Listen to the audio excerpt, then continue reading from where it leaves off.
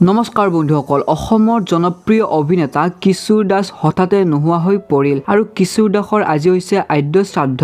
আৰু আদ্য শ্ৰাদ্ধত উপস্থিত হৈ বৰষা ৰাণীয়ে কিশোৰ দাসৰ বিষয়েনো কি ক'লে এই ভিডিঅ'ৰ জৰিয়তে আপোনালোকে দেখিবলৈ পাব পোনপ্ৰথমে আপোনালোকে এই ক্লিপটো চাওক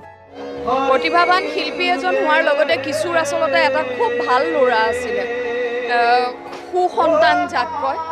ভদ্ৰ অমায়িক মাত কথাবৰ আৰু প্ৰতিভা মানে ইমান প্ৰচুৰ প্ৰতিভা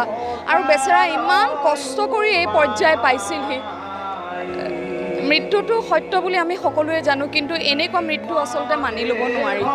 গতিকে ভগৱানৰ এই বিচাৰ মানি লোৱাত কষ্ট হ'ব কিন্তু কিশোৰ যে নাই আৰু তাক নেদেখোঁ আৰু কেতিয়াও